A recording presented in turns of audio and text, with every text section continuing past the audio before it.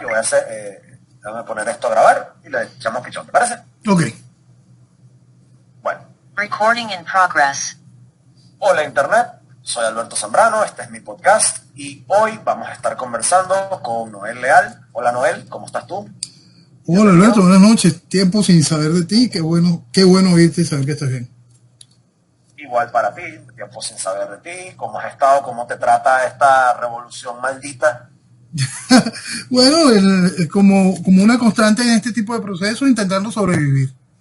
Lastimosamente eso es lo que logra hacer la revolución, hace que uno deje de vivir para intentar sobrevivir.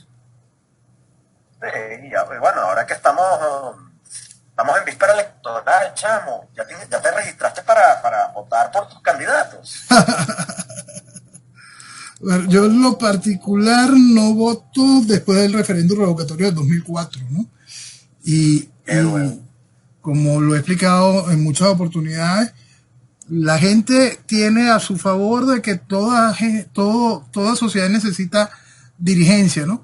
Entonces, la gente tiene una excusa allí en haber sido usada por una dirigencia tan criminal como la que ha habido, pues que ha montado el país en esta mentira constante y en este matadero electoral uno tras otro. También ya la gente tiene que asumir su responsabilidad porque si nos ponemos a sacar la cuenta del 2004 para acá son bastante más de 15 años. Eso es absolutamente correcto. Ahora, Noel, para los que no te conocen, tú tienes una página web que se llama Venezuela Vetada, ¿correcto? Sí. ¿Todavía la tienes? Sí, Venezuela Vetada existe todavía. Háblanos un poco sobre ella. Bueno, fíjate, Venezuela Vetada nace como un proyecto, simplemente como un proyecto, no era la idea mantenerla ni nada de eso. Nace como un proyecto en un momento para desarrollar un trabajo final en un curso que estaba haciendo en la Católica. Después, desarrollándolo, me di cuenta de que era un medio interesante para crecer, para darle cuerpo. Realicé en aquel momento 3 entrevistas que me gustaron mucho y entonces lo fui explotando. La dejé dormir un rato y como mucha gente en su momento me decía que la hiciera funcionar Venezuela Vetada como una organización, como esto, no, decidí dejar lo que es Venezuela Vetada como mi plataforma para expresar mi pensamiento político. De acuerdo. ¿Y qué ha pasado ahí desde entonces? ¿Cómo te ha ido con esa página? ¿Cómo la has hecho crecer? ¿Cuál ha sido tu experiencia con ellos? ¿Te han atacado? ¿Te la han buscado tumbar? ¿Qué tal te ha ido con esa página? Mira, en realidad los ataques han sido constantes y los reportes llegan por Google. Yo hice una cosa que fue muy lógica al hacerla, ¿no? Si bien tomé el dominio propio y hice todas las cosas y mantengo el dominio, yo construí Venezuela Vetada a través de los blogs de Google, de Blogger. Hice las modificaciones del HTML para darle una forma más de página, pero los reportes de Google llegan de la serie de ataques. Lo bueno es que estás en Google, es muy difícil que te la hackeen, pues tienen que hackear Google. Exacto. Entonces eso es una muy buena garantía. No, chévere. Ahora, Noel, tú siempre has llevado adelante una frase que en cierto modo se ha hecho muy popular en lo que la gente comenta en líneas generales sobre la cuestión política en Venezuela, que es tu frase constante, ¿no? Que más o menos tu grito de guerra, que es que quieres salir del chavismo, pero la oposición no te deja. Para los que no te conocen, ¿tú pudieras ampliar un poco de qué va, cuál es el trasfondo de esa afirmación? Sí, claro. Fíjate, eso nace a finales del 2002. A finales del 2002 yo había decidido cambiar la vida que llevaba y dedicar la vida a buscar la manera de salir de esta desgracia y, bueno, tomé una serie de decisiones que a ciertas personas le preguntaron, oye, Noel, ¿pero qué estás haciendo? Y yo le explicaba a la gente, mira, yo lo que quiero es salir del chavismo, pero la oposición no me deja. Y entonces veía el desarrollo del porqué. Yo desde el principio, desde 1998, explicaba que no había Chávez sin la llegada del colaboracionismo, mas no le había buscado el espacio para explicarlo de una manera más directa. a finales del 2002 para mí era más que evidente y me di cuenta de que la gente todavía no entendía lo que estaba sucediendo con el colaboracionismo. Entonces decidí expresar todo eso dentro de esa frase y muchas veces me preocupa cuando la gente quiere cambiarle detalles a la frase como diciendo la MUD no me deja o yo no sé quién no me deja. Es importante ahí, y volvemos a la parte de cuando tiene que asumir responsabilidad la gente, es la oposición. La oposición dirigencia no sería nada sin el voto, sin el acompañamiento de la gente durante todos estos años. Es decir, la gente, no habría un Guaidó, no habría un Capriles, Rosales, Borges, López, nada de esto si no es por la gente. Entonces, estas ratas apadrinan el chavismo, trabajan en pro del chavismo, gracias a la gente que le dio su respaldo una y otra vez.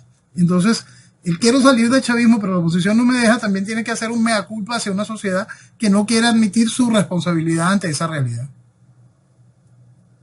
De acuerdo, de acuerdo. Ahora te pregunto, hay algunos, o sea, tú y yo nos conocemos desde hace tiempo, pero hay gente que no. Y la razón por la cual te voy a hacer esta pregunta, que a lo mejor tú te vas a reír por la forma en la que te la formulo, dado el tiempo en el que nos conocemos.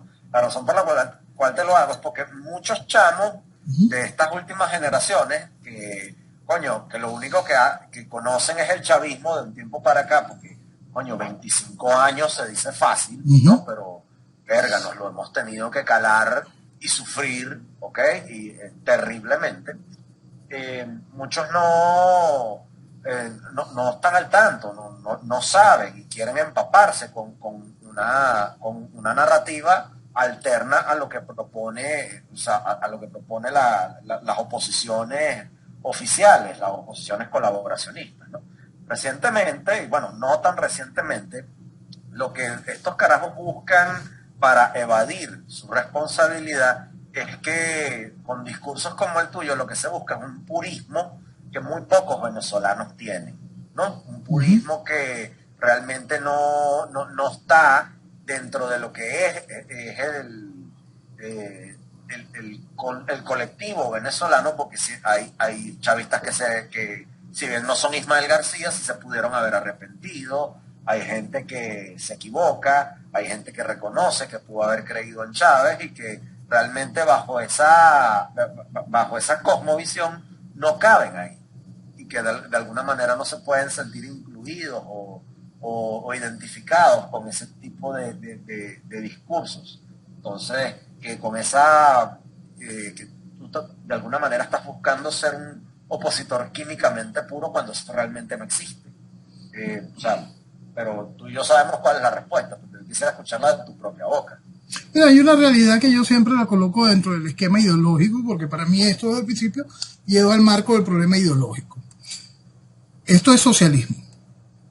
Si usted es socialista, es decir, usted está con Chávez, o usted cree que la MUD sirve para algo, cualquiera de las ediciones distintas, como son las filiales de la MUD, o cree cualquier cosa de esa, o que el socialismo no se ha podido llevar a cabo y cada una de estas cosas han sido errores, usted es un pendejo, punto. Entonces, de verdad, el valor de su opinión política para mí no tiene la más mínima importancia y no tiene que ver con pureza en el entendimiento, tiene que ver con una cosa del ABC lógico. El planteamiento socialista es un hecho antinatural y criminal. Entonces, que lo siga es de pendejo.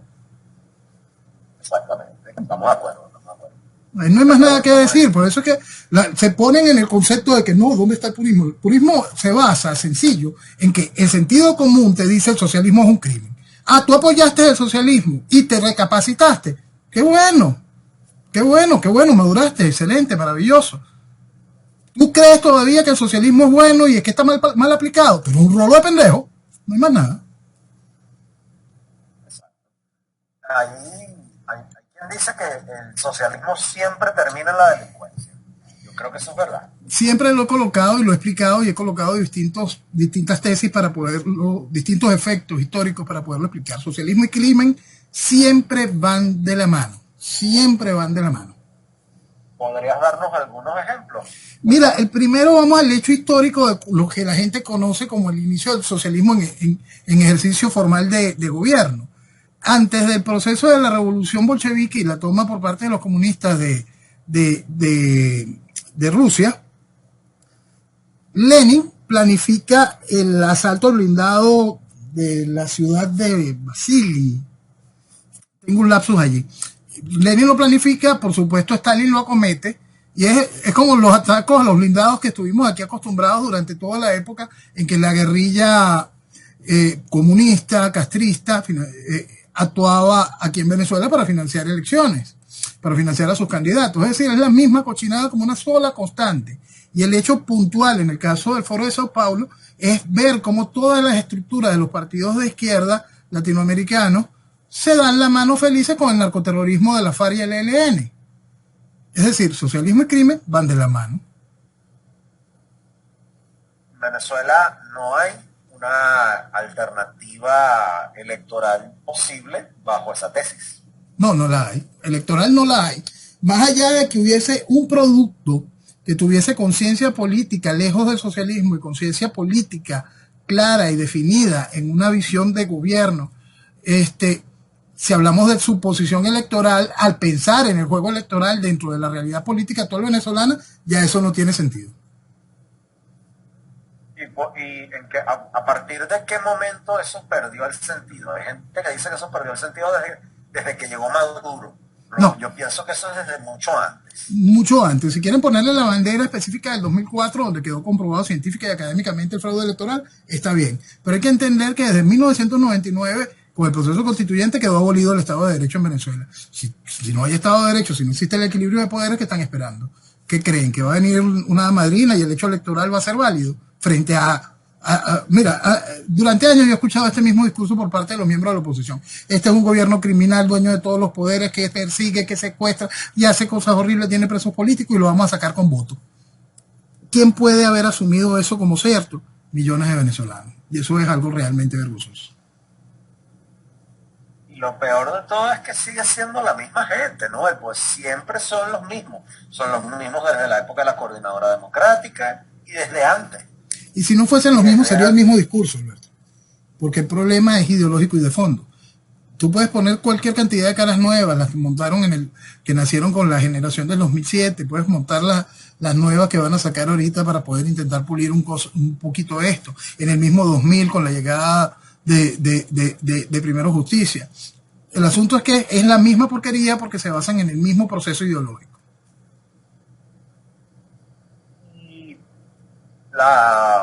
Fíjate, ahí yo he escuchado, yo no sé si tú has escuchado a una de las cosas que propone Marcelo Crobatto, ¿no?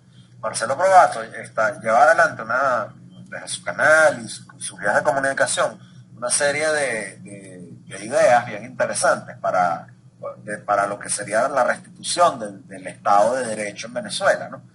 Pero para poder llegar allá, él propone una serie de renuncias. Él renuncia a ver al chavismo como una organización política.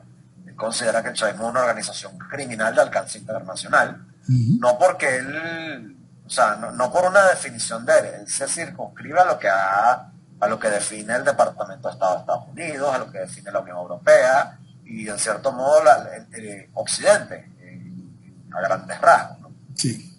En consecuencia, considerando que el chavismo es una organización criminal, él renuncia a tener que dialogar o tener que lidiar, por así decirlo, por métodos diplomáticos o electorales con el chavismo.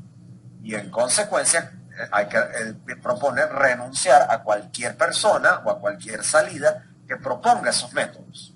Entonces, esas tres consecuencias te llevan a una definitiva, que es que la única forma que tenemos de poder salir de estos carajos es por métodos policiales, judiciales y militares. Entonces, esas tres renuncias que propone Marcelo Crobatto, que las han replicado carajos como Daniel Lara, Neomar y muchos otros, pues me parece que el planteamiento es bastante serio, se circunscribe un poco también dentro de lo que tú planteas operativamente, para plantear una solución a este paquete que tenemos, ¿no? Entonces yo quisiera saber cuál es tu opinión con respecto a eso. Hombre, yo lo he explicado desde hace muchos años. Siempre he explicado a la gente que la única salida de esto está en el fuero interno de cada venezolano. Cuando me han pedido ser más específico, les he explicado, esto es un hecho de fuerza para la instauración posterior de un gobierno de fuerza. Nunca hubo otra salida. Siempre ha sido así desde el principio. Y entendiendo al chavismo como lo que es esa organización criminal. Hay un pequeño corto donde yo explico mucho de eso, lo tengo subido en Twitter, que se llama Vergüenza para Sanar. Y explica ese hecho de entender lo que ha hecho el chavismo en la destrucción y explicarlo de manera clara al chavista. Porque no vas a venirme a mí con orgullo frente al daño increíble que se ha hecho. No, eso no existe. Tu planteamiento político ideológico es un hecho criminal. Punto. Eso no se discute. Ok. Y o sea, aquí te pregunto a ti tu opinión, ¿no? Con respecto a la administración de justicia en una república posterior a esta, ¿cuál sería el mecanismo más apto para lidiar con el chavismo? O sea, porque si te pones a ver, la justicia internacional tiende a ser muy permisiva con los delincuentes internacionales, no los castiga, tarda mucho tiempo en actuar. Recientemente para acá vino Karim Khan, que fue el abogado de Gaddafi antes de ser jefe de la Corte Penal Internacional. O sea, hay una serie de cosas que realmente uno pierde, como que la fe, pierde la esperanza en el sistema internacional, más aún cuando tú te fijas que gente como Bachelet en lo que está es en campaña para ser secretaria general de la ONU, ¿no? Y está en el jefe de derechos humanos. Entonces, o sea, ¿cómo ves tú el sistema de administración de justicia para los chavistas en una república futura hipotética? Irreal. Pensar o esperar que el esquema de administración internacional de justicia ponga fin a esto es un absurdo. Hay un punto que nosotros tenemos que tener muy claro. Chávez fue denunciado como presidente, siendo presidente en ejercicio, como criminal de lesa humanidad en el año 2004, inaugurando el Estatuto de Roma en la Corte Penal Internacional. En aquel momento el fiscal Moreno Campos decidió agarrar eso y engavetarlo y burlarse de esa solicitud cuando estaba todo lo que había sucedido el 11 de abril y cada una de las cosas que demostraban una vía sistemática en el ejercicio, donde quedaba claro que el gobierno secuestraba, perseguía, torturaba, asesinaba. Todo eso quedó claro en el documento introducido para ese año. Por supuesto, eso se escondió. Entonces, Chávez llevó denuncias hasta por el presidente Álvaro Uribe. Es decir, nada de eso importó para la justicia internacional. Si nosotros tomamos el mismo hecho de que lo que es la justicia internacional, tomamos la Comisión de Derechos Humanos de la Bachelet y vemos lo único que forzó por fin la decisión de abrir la investigación, es el hecho de la Comisión Ad Hoc de Derechos Humanos fuera de la Comisión de la Bachelet, que vino a hacer el estudio in situ y demuestra de que sí, Maduro está envuelto en crímenes de lesa humanidad. Dice que hay problemas desde el año 2014. Bueno, entonces, la realidad es tan vieja como esa que estamos comentando, que es desde el principio que el régimen persigue, secuestra, tortura y mata. Ya para el 2004, con pruebas basadas en el año 2002, estaba comprobado el hecho de que el chavismo era responsable de crímenes de lesa humanidad. Pero la gente tiene que entender que esto no es solo en el caso venezolano. La gente tiene que revisar un poquito sobre el caso del presidente de Sudán, que yo siempre lo explico para que lo tomen en cuenta. Ese hombre que no solo protagonizó la masacre de Darfur, ese hombre que mató tanta gente que hubo que dividir Sudán en dos países, hacer un país nuevo, el Sudán del Sur, que es un país, que es un estado fallido, debido a las ansias criminales de este personaje, que le da por matar a cuanto cristiano se le atraviese, él fue por fin, hace casi 12 o 13 años, solicitado por la Corte Penal Internacional con un auto de detención internacional. Entonces mucha gente pensó, mira, increíble, la Corte funciona. No vale. Él llegó hasta presidir una comisión panafricana, porque él visitó cada uno de esos países. Él fue a Francia, fue a Italia, con la pena encima, con la solicitud internacional de captura. Ya está tranquilo, todavía sigue tranquilo en Sudán. Recording stopped. Sigue tranquilo Sudán. Se le cayó la llamada. Recording in progress. Okay. Disculpa, Noel, se había caído la conexión, ya estamos otra vez en línea. Me había quedado que estabas hablando de 2002, cuando Chávez, de veras disculpa, fue algo que se salió de mis manos. Bueno, te comentaba eso, que hay que entender que en aquel momento ya se colocaba a Chávez como criminal de lesa humanidad, pero lo que quiero es que la gente entienda que no es solo el problema de Venezuela, la Corte Penal Internacional, es cómo funciona ese organismo si tomamos el caso del presidente de Sudán. El presidente de Sudán mató tanta gente, y él mataba cuanto cristiano se le atravesara, que hubo que dividir el país, para que poder poner a los cristianos en un lado y no siguiera matando más gente, pues. Y se creó Sudán del Sur, que ya es un estado fallido. Él fue protagonista de la masacre de Darfur. Es decir, es impresionante. Y hace ya más de 12 años fue solicitado su orden internacional de captura por parte de la Corte Penal Internacional, hace más de 12 años. Y en esos 12 años él se dedicó a pasear por todos los países africanos y también fue a Europa, fue a Francia, fue a Italia, sin ningún tipo de inconveniente, pues. Ya está tranquilo todavía. ¿Y cómo ves entonces a Venezuela en este teatro internacional que es América, ¿no? Pues recientemente tenemos el fraude nicaragüense, ¿no? Mucha gente dirá, ajá, pero ¿qué coño a mí me puede importar Nicaragua, que es un paísito chiquitico, ¿no?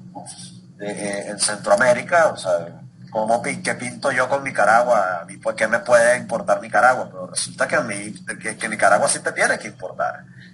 O sea, Nicaragua tiene cierto grado de importancia, y la razón es que, o sea, la revolución es una sola. El Foro de Sao Paulo, el Foro de Puebla es uno solo. Y, o sea, quisiera saber qué podrías tú comentarnos al respecto de eso. Bueno, entendiendo el eje del problema, el problema es ideológico. Cuando usted entiende el eje del problema y pasa de nuestras fronteras y entiende el concepto geopolítico de un hecho ideológico, y entiendes cada uno de los países donde ese hecho ideológico tiene el poder de una u otra manera, todavía cuidando las características del juego democrático o simplemente de manera descarada ejerciéndose, como en el caso de Nicaragua o Cuba, se entiende mucho más la importancia de ese tipo de conceptos. Ahora fíjate cómo ese tipo de conceptos, ese tipo de realidades, de desconocimientos electorales y cada una de estas cosas ya nosotros las hemos vivido y no han servido absolutamente de nada.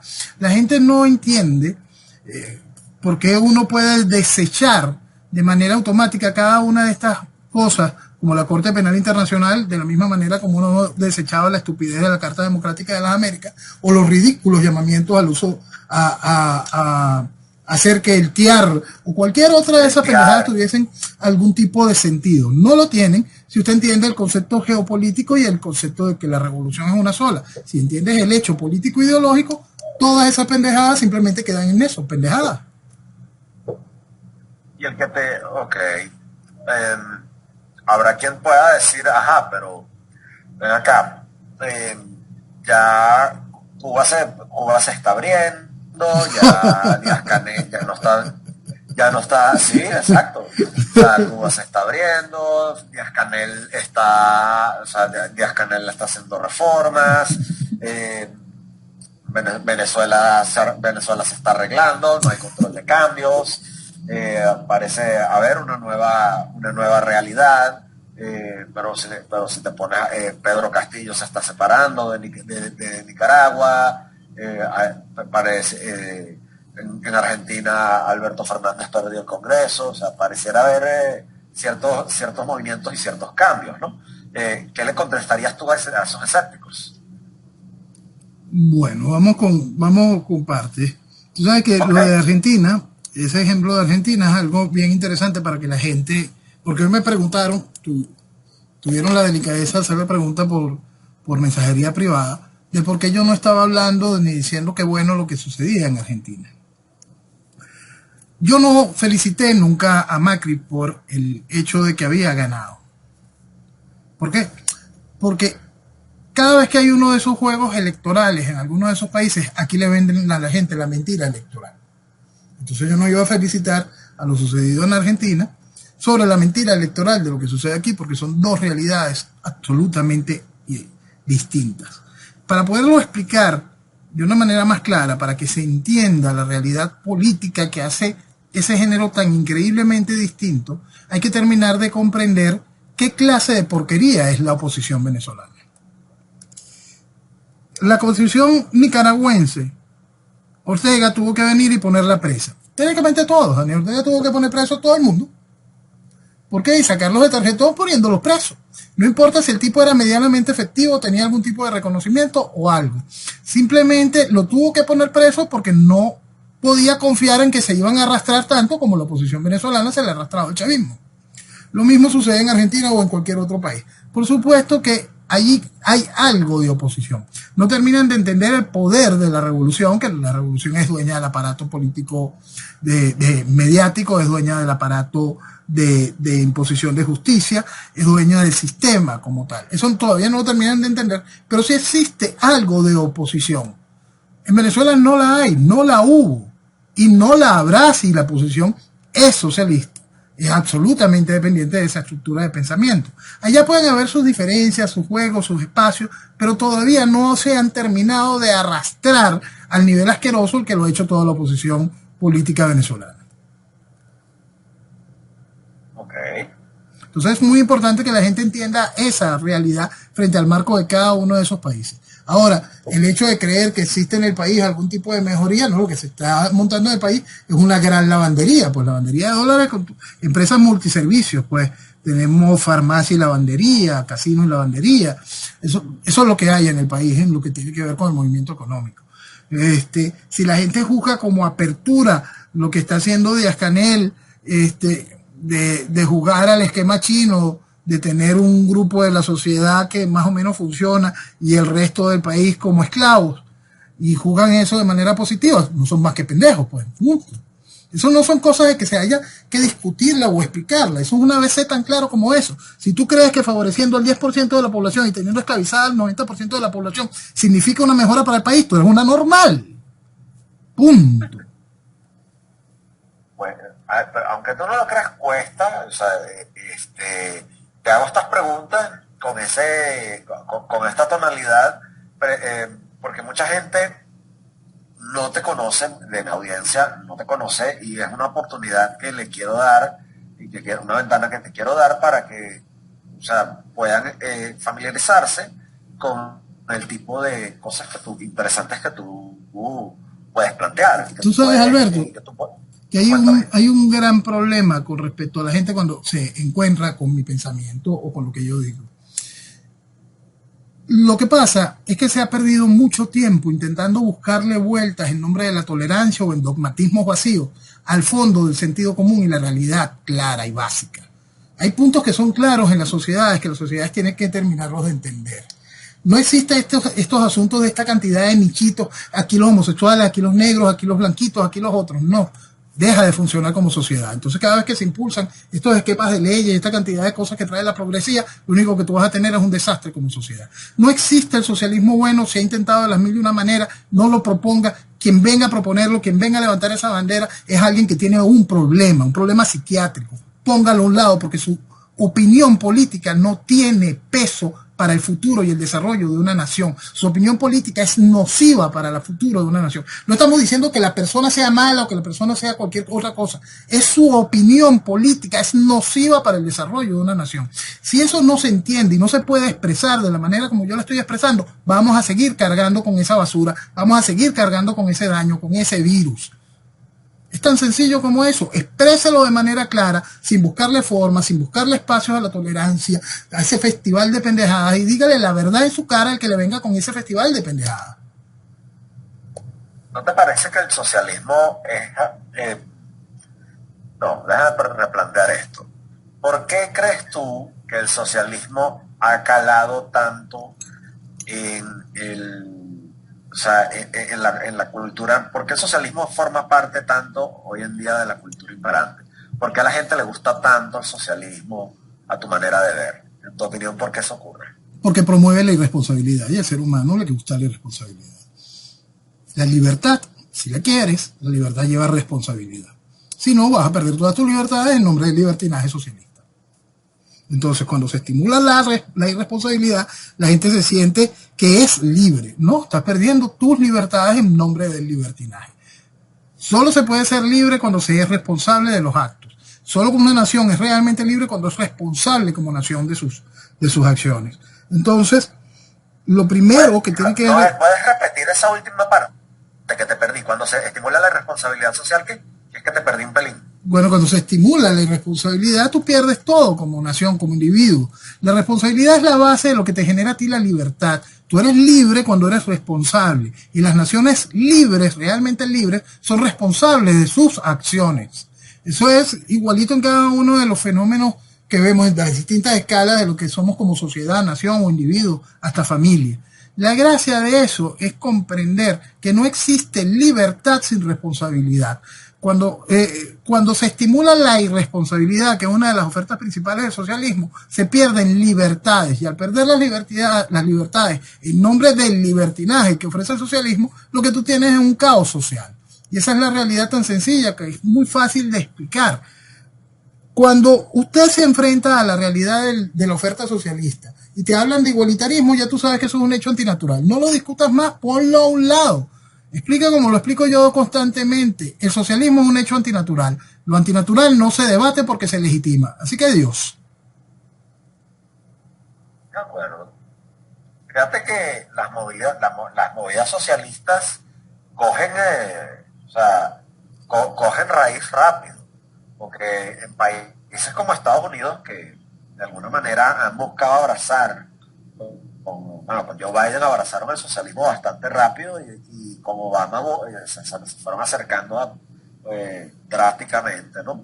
Pero con el coronavirus el acercamiento al socialismo fue duro porque, por una parte la crisis financiera que provocó el coronavirus los llevó a eso, ¿no? Pero tienes la flojera aumentada desde el Estado, ¿no? Con los cheques de estímulo. En ese país la gente quiso dejar de trabajar y ahora hay fíjate, recientemente leí que van a volver a sacar otra ronda de cheques de estímulo para este invierno, ¿no? Y ya pareciera que se están acostumbrando a no buscar trabajo, ¿no? Porque la Oficina de Empleo de Estados Unidos dijo que lo que llaman los jobless claims, ¿no? Que los registros de desempleo siguen en alza porque la gente prefiere recibir el cheque de estímulo en lugar de buscarse un trabajo. Entonces eso a mí me recuerda tanto a las misiones, me recuerda tanto al cheque de desempleo del paro en España y en esos países europeos. Y, ¿sabes? Estados Unidos solía ser el bastión de esmérate, trabaja, ser responsable y de alguna manera lo vas a lograr. Pero eso pareciera estar perdiéndose. Por eso es esa irresponsabilidad. Si tú estimulas la responsabilidad, que es una de las herramientas principales del socialismo, por supuesto vas a tener un público y un público creciendo, un público grande. Porque la responsabilidad es lo que se debe estimular para hacer que la gente tenga valor y conciencia de que su esfuerzo tiene recompensa. La sociedad tiene que generar los mecanismos. La gente, tú sabes que uno siempre tiene aquí mucha diferencia con los amigos de uno que son liberales estructurales o libertarios, y hay que entender la responsabilidad de un Estado. El Estado tiene que facilitar, entre otras tantas cosas, es ese estímulo hacia la responsabilidad y velar porque ese estímulo hacia esa responsabilidad tenga recompensa. Recompensa, no solo la recompensa directa con el buen pago o las cosas que se ajustan dentro del esquema de la ley y el mercado, sino la recompensa en la función general de cómo tú vives en tu sociedad, en tu espacio de vida, en tu región, en tu estado y en tu nación. Encontrar que en la misma tienes no solo los servicios, sino que tienes seguridad, tienes espacio para el desarrollo cultural, tienes espacio para el desarrollo intelectual, tienes espacio para el desarrollo físico, hasta de ocio, de una manera segura.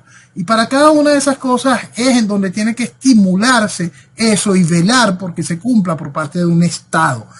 Eso va más allá del hecho de que la gente pueda funcionar por sí misma como ella sola para la generación de un gran círculo virtuoso que dé las posibilidades al desarrollo de esto. Eso es mentira, porque hay mucha gente que no sirve. Aparte de que hay mucha gente que no sirve, hay mucha gente que es mala, que viene a hacer daño, que buscan capitalizar el daño Entonces, cuando no existe quien le ponga freno al que viene a hacer daño y agarra a ese que viene a hacer daño, la cantidad de gente que no sirve, la gente buena simplemente no le queda más que reprimirse, ella misma esconderse, ella misma bajar las banderas de lo que es correcto y terminar sumida en el desastre. Noel, ¿qué opinas tú de la meritocracia? La meritocracia para mí es una de las tantas herramientas que son bases en el desarrollo de, pero el asunto es que no es la única herramienta con la que se puede medir el desarrollo de, o la búsqueda del crecimiento de, o la formación, o la hechura de algún día una visión de gobierno basada en eso. Es una de las tantas herramientas que son necesarias para ese desarrollo. La razón por la cual te hago la pregunta, pues, escuchándote, me surge la duda, porque así como la meritocracia es, el mérito en sí no es malo, ¿ok?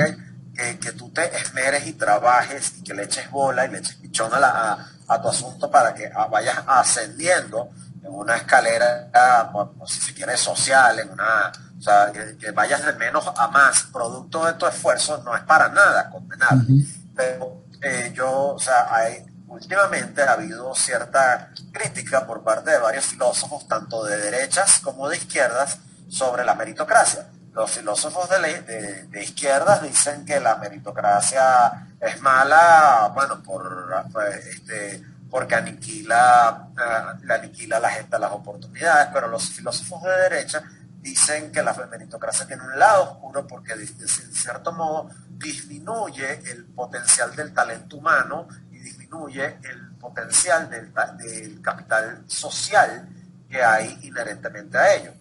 Me interesa más lo que tiene que decir un filósofo de derecha que un comunista un comunista mal bañado sin trabajo, ¿no?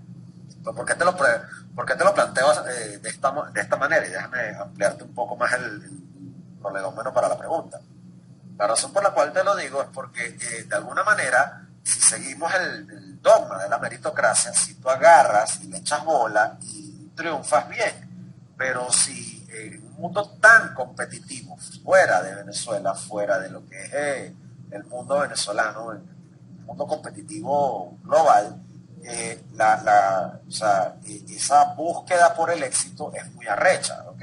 Y si tú si lo logras muy bien, pero si fracasas, ese fracaso es culpa tuya. Entonces, de alguna manera, ese capital de alguien que pudiendo tener todas las herramientas y no lo logra porque la competencia está arrecha, de alguna manera queda mermado. Entonces, quisiera como que preguntarte un poco sobre eso. ¿Cuál es tu opinión al respecto de esto?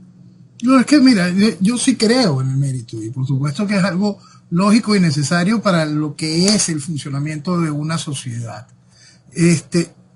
Como te lo repito, es una de las herramientas para hacer que una sociedad se funcione y tenga su espacio para el crecimiento. Yo creo que la base está allí, en la palabra del entender el crecimiento de esa sociedad.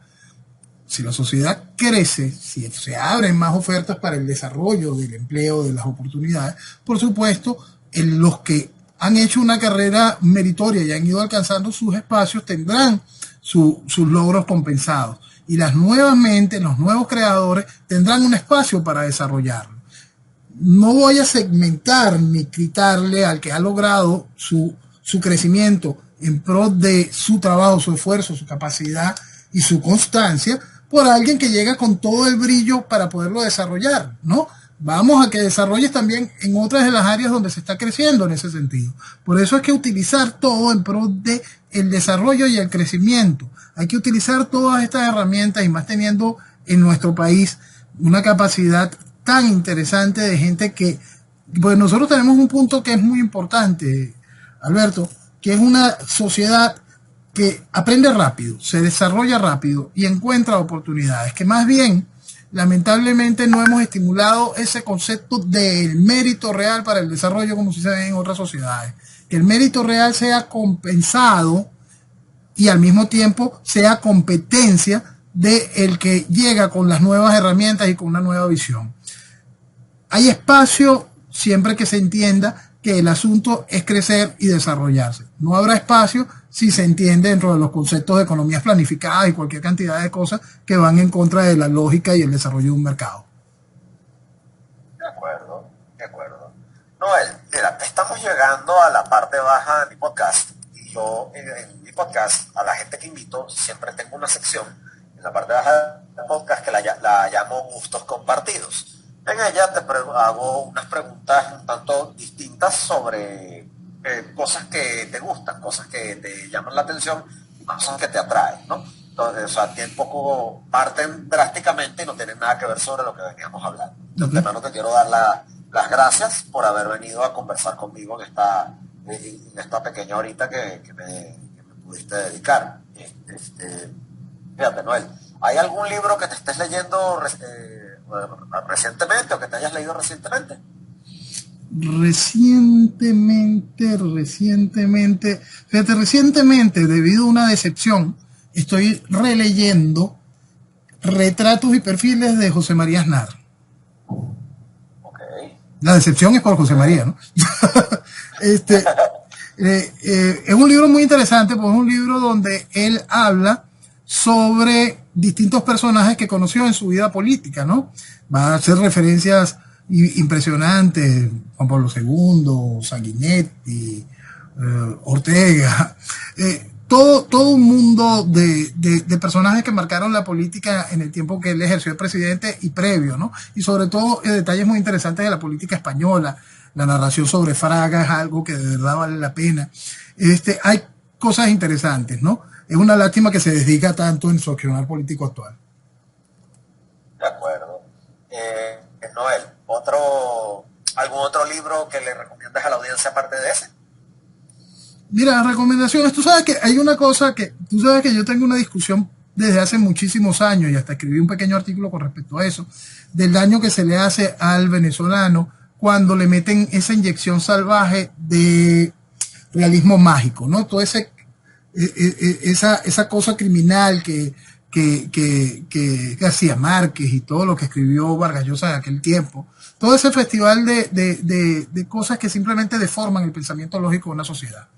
Entonces, por supuesto, en aquel momento, en bachillerato, segundo, tercer año, pues, yo tuve una discusión sobre eso, que yo me negaba a leer eso, que eso debería de ser electivo, que había que leer cosas que de verdad generaran crecimiento y desarrollo. La propuesta constante en aquel tiempo, y después uno la repite, volvemos al tiempo siempre del buen salvaje al buen revolucionario, y entonces esa es la constante que yo creo que se debería de cambiar en el esquema educativo venezolano, sacar todo ese festival de pendejadas de realismo mágico y dejarlas como electivo y dar la prioridad a algo que forje pensamiento y forje dirección. Pero hay una cosa que es un libro de humor que yo creo que todo el mundo debería de leer para terminar de sacarse las telarañas de la izquierda, ¿no? Para terminar de comprender lo ridículo que es. Es de un humorista venezolano que se llama, bueno, su seudónimo es Otrova Gomas, muchos lo conocen. Léanse El terrorista de Otrova Gomas. Léanse El terrorista de Otrova Gomas. Yo estaba muy chamo cuando lo leí, y cuando lo leí terminé de entender, y cuando uno ya tiene que desarrollarlo como pensamiento político, yo soy antisocialista gracias a ese libro. Chévere. Y es un libro de humor, es un libro que le recomiendo a todo el mundo que agarre y esté dispuesto a reírse a carcajada, pero entienda el hilo de lo que está desmontando allí Jaime Ballestas o Otrova Gomas en ese libro. De acuerdo, chévere, gracias por la recomendación. Noel, otra pregunta. Tú eres una pregunta ahí. Tú eres un hombre que le gusta ver alguna serie, te gusta ver series en streaming, ya que está tan de moda el Spotify, el Netflix, el Amazon Prime, el Hulu. ¿Te gusta ver alguna serie? ¿Estás viendo alguna serie? ¿Recomiendas alguna? ¿O no le paras bola a eso? Mucho. Y por supuesto las recomendaciones básicas, Breaking Bad. Claro, por supuesto. House of Carmen, la última temporada. Okay. Homeland. No dejen de ver Homeland. Homeland es una cosa realmente excelente. ¿Cuál has visto recientemente? ¿Qué estás viendo ahorita? Mira, estábamos viendo una serie israelí. Ya tiene 2 temporadas. Fauda. Ajá. Se la recomiendo también, es muy interesante para poder entender un poquito del asunto interno, de cómo es el día a día del proceso palestino y el proceso israelí. Es algo que vale la pena, es muy interesante la serie, está muy bien hecha. ¿Y alguna película que hayas visto en Netflix o en alguna plataforma de streaming que te haya gustado recientemente y que nos quieras compartir? No he visto nada reciente, sino películas ligeras. No me he puesto a mirar nada. Empecé a ver la del Ejército de los Ladrones, no la he terminado. No he terminado de enganchar. Chévere. ¿Te gusta escuchar música? ¿Tienes alguna suscripción a un servicio de música? ¿Escuchas música en YouTube, en Spotify, en Deezer o algo por el estilo? En Spotify es el compañero cuando se hace algo de ejercicio. Chévere. ¿Y qué se puede saber en tus listas de reproducción de Spotify? Mira, mi gusto musical es bastante ecléctico, es bastante amplio, sobre todo en lo que tiene que ver con rock de los 70, de los 80, 90, mucha de la balada nacional sigue siendo, porque con esa uno creció, todo lo que marcó los 80. Me gusta mucho la música venezolana y entonces a veces en mis listados de música puedes soltar una que otra cosa rara cuando de repente sales de un tema de Durán Durán y te suena Reinaldo Armas. Por supuesto, eso siempre me puede pasar a mí también. Eso siempre me puede pasar a mí también. Y otra pregunta, ya que estamos en Spotify. ¿Consumes algún podcast en Spotify? No, ninguno. No, lamentablemente no es uno de esas cosas que he agarrado. No soy usuario de eso. De acuerdo. Bueno, ya que estás en Spotify, te recomiendo, si quieres te suscribes a este podcast, más adelante. Pero, te digo de verdad que la calidad y la variedad de podcasts que tiene Spotify, es impresionante. Si tú apartas lo progre, ¿okay? Porque si hay un catálogo bastante progre de Spotify, como toda compañía de Big Tech, pero si los buscas bien, vas a conseguir de todo, ¿ok? Sobre todo en un mundo como el de hoy, que la información es segmentada, ¿sabes? Sí. Tú consumes lo que te gusta, ¿no? Entonces... ¿Tú sabes que eso también ha hecho mucho daño, Alberto? ¿Sí? ¿Te parece? Sí. Mira, porque el ciudadano está perdiendo la universalidad. El ciudadano del mundo se ha vuelto un especialista y nada más toma lo que le va gustando y generando eso. Y eso ha matado la universalidad. Entonces tú encuentras a gente que no puede sumar más allá del 2 y 2, que no puede entender una visión global de los problemas, y por eso les resulta tan difícil comprender los procesos políticos. En 1998 yo explicaba que Venezuela iba a entrar en un proceso revolucionario neocomunista fundamentalista. Por supuesto, para el tiempo era muy difícil explicarlo que la gente lo entendiera. Explicarlo era bastante sencillo. Hoy, cuando se está viendo por fin esta unión de una manera más clara y el hecho de las estructuras de izquierda de la mano con las estructuras islámicas, aún explicarlo, aún el entendimiento resulta difícil por parte de muchos, por esa ausencia de universalidad, de entender los intereses geopolíticos puntuales, los intereses históricos, los efectos de todo tipo, que es lo que hace la posibilidad de haber podido explicar esa tesis hace bastante más de 20 años y que aún hoy no se pueda consumir, aún por gente realmente preparada. Le mataron la universalidad, y al matarte eso, no entiendes conceptos generales de por qué la sucesión de las cosas. Y eso ha hecho muy difícil que la gente pueda entender los conceptos de por qué estamos viviendo esto. Esa es una reflexión bien interesante con la que creo que pudiéramos concluir esta conversación, ¿no? De verdad te la agradezco porque me permite, yo no lo había visto de esa manera. Fíjate que yo lo veía como que tú puedes consumir lo que te gusta, pero realmente como tú lo planteas, sí tiene un metamensaje bastante más amplio y mucho más profundo, y por eso es que a mí me gusta a veces conversar contigo. Te agradezco de verdad la oportunidad de poderme haber dedicado este tiempito para poder conversar, y estás cordialmente invitado si gustas en una próxima ocasión a volver para acá para que conversemos de nuevo.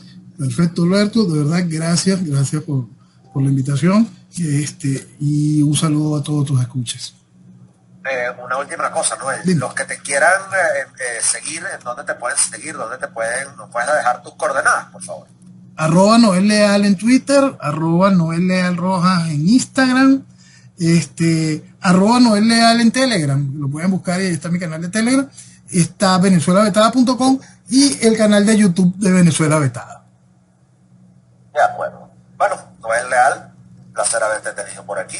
Y bueno, amigos, este podcast fue traído a ustedes gracias a Anchor.fm, la plataforma de Spotify que pone tu podcast en todas las grandes plataformas de distribución de audios, Patreon.com/Alberto Zambrano y Binance, la plataforma de distribución de criptomonedas más grande del planeta. Hasta una próxima ocasión. Recording stopped. Bueno, Noel, gracias.